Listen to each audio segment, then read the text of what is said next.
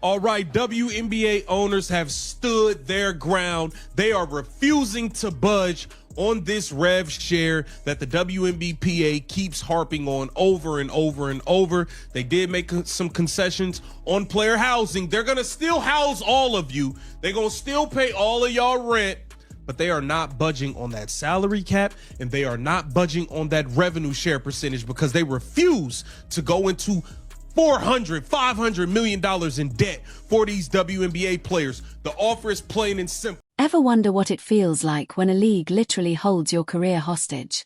That's exactly where the WNBA players found themselves, cornered, pressured, and staring down a deal that could make or break everything. You either sign the deal on the table, or they lock the doors and shut it all down. No sugarcoating. No second chances. And it's not just numbers on a sheet. It's dreams, careers, and the future of the league on the line. Check this out.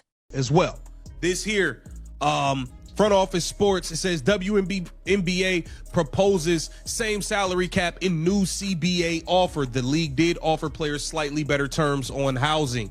Here it says the WNBA, hold on, let me get this off of here. Let me prove that.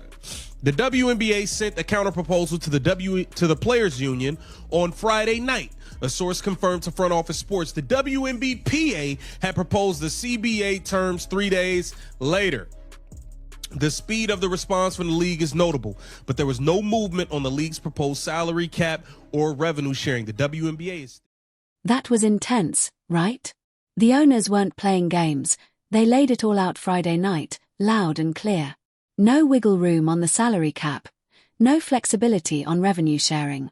It was a straight-up ultimatum.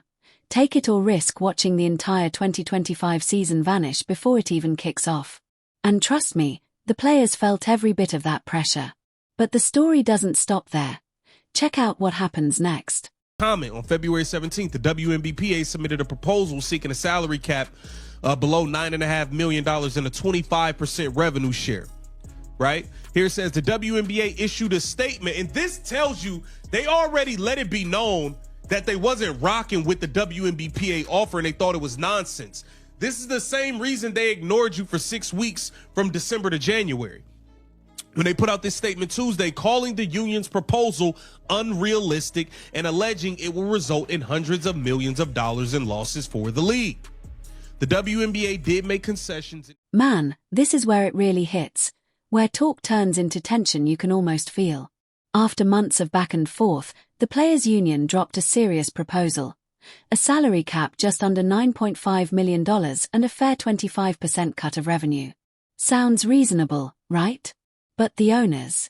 They came back with a counter that basically flipped the bird, changed nothing, left the players staring at the same brutal ultimatum. And what happens next? Wait until you see the reaction. Answer questions about how revenue is distributed between the ownership buckets, including its impending $2.2 billion media rights deal, which takes effect in 2026 and extends through 2036. Pardon me, I'm under the weather a little bit.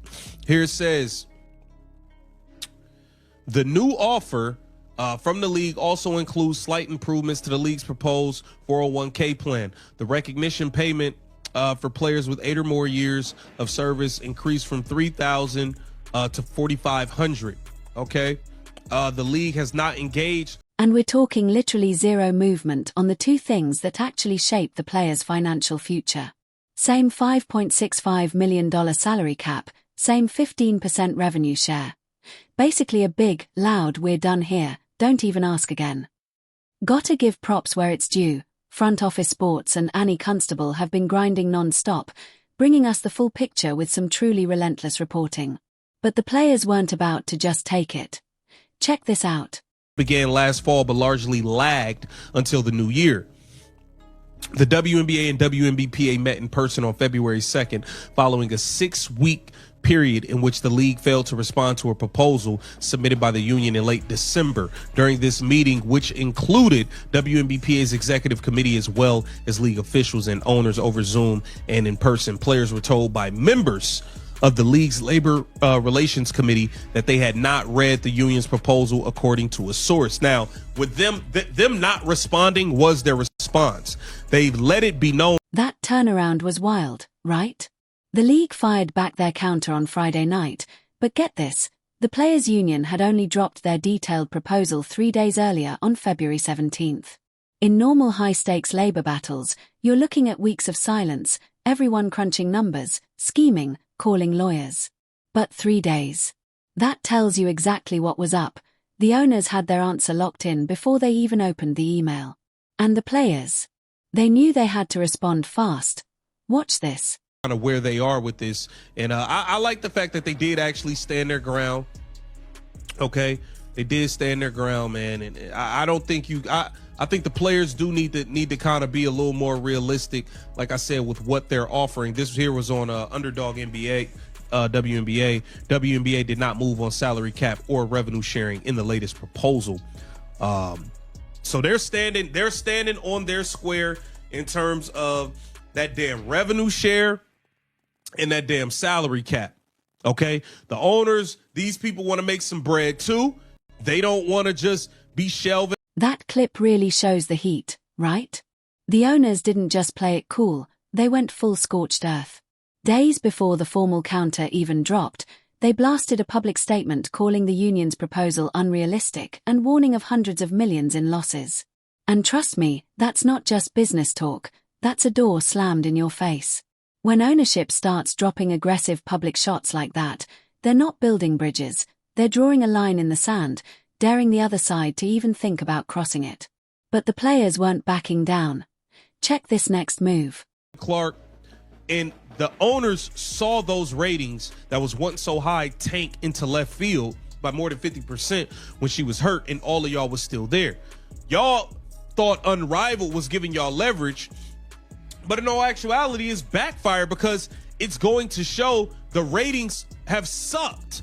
They suck. Nobody's watching it. So all of this stuff has, the way y'all went about it has kind of backfired on y'all. I know y'all thought Unrivaled was leverage. Granted, it is more money for y'all, and that's cool. That's cool. But when you tried to leverage that league against the WNBA, and the WNBA are seeing the ratings reports and they are absolutely trash, that does not bode well for you players, because it's actually just showing that all of y'all not as big of stars as y'all think. And this is a majority Caitlin Clark-led league. Make no mistake about it. Get down in the comments. Let me know what you think about the WNBA owners standing their ground. All right. That clip just lays it all out. The tension, the stakes, the full-on high-pressure chess match. The WNBA did budge on perks, housing for 2026, small 401k tweaks, recognition payments, but the big money? Stonewall. Salary cap locked at $5.65 million. Revenue share frozen at 15%. That's the line they drew. And the complexity. It's insane. NBA owners, independent WNBA owners, private equity investors, all with different agendas, all watching every move, especially after the Caitlin Clark effect showed how fragile viewership can be. Ratings spike, then crash when a star is out, and Unrivaled's modest numbers proved the league can't rely on just individual talent. Meanwhile, the union is pushing hard for 25% revenue share and nearly $10 million salary caps, but the owners see a business that isn't ready to fund that risk. Every day that passes without a deal threatens the 2025 season. Expansion draft, free agency, collegiate draft, all on the line. The owners can weather a lockout. Many players cannot. It's brutal, high-stakes negotiation at its finest. The clock is ticking, and the players face the ultimate choice: take the deal and fight another day, or hold firm and risk it all.